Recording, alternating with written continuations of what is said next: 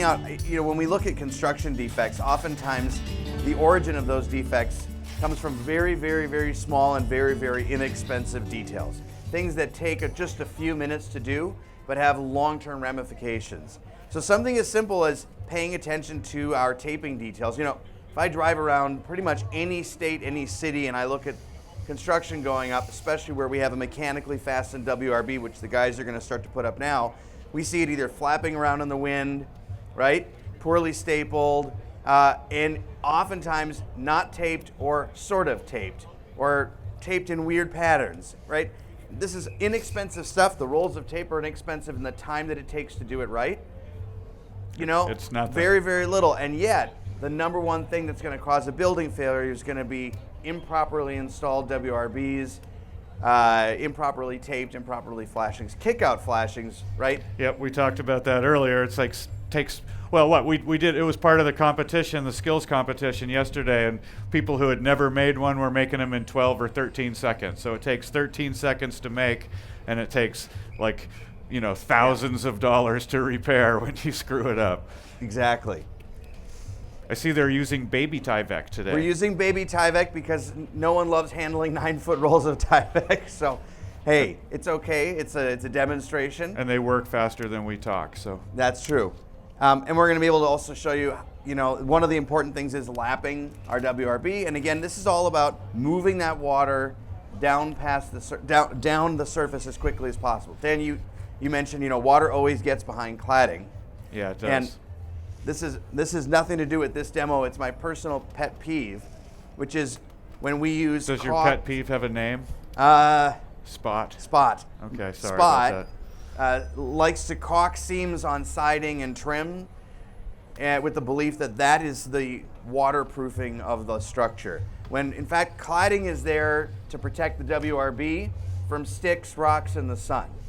Right? And when we start to think about trying to caulk all those seams with the idea or the notion that water's never going to get behind our cladding, we run into problems because it will get behind the cladding.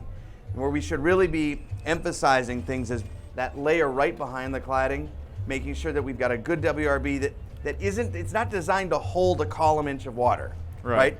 It's designed for water to sit on it for a second and keep moving. Flow away.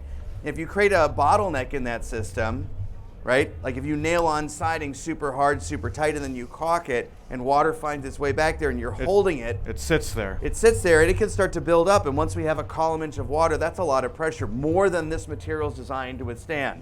More than pretty much any of them are designed to withstand. Yeah, so that's just kind of dumb building. It is, but it is also, it happens a lot. The other thing that's important to mention about our WRBs is that they are vapor permeable. Yeah. Right? So they resist water penetration. They shed very nicely, but they are not waterproof. Yeah, I literally was on a job site in Maryland a while ago, a couple of years ago. It was a nice job. It was a big house, big expensive house with a big expensive architect who drew the plans.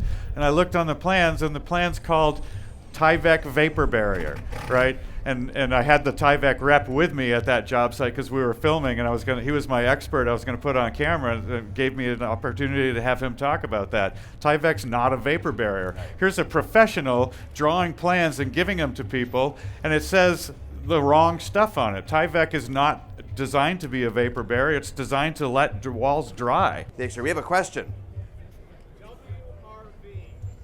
Oh, sorry. Yes, we keep saying this acronym. Thank you. I love it. When people have the courage to ask, I love it because that means someone else had the same question, so thank you. A WRB, or a water-resistant barrier, also sometimes a weather-resistant barrier, but they're two different things. They both exist in the codes. But that's what a WRB is. I thought they called it water-resistant barrier in the code, but the building science people like to specify a weather-resistant barrier.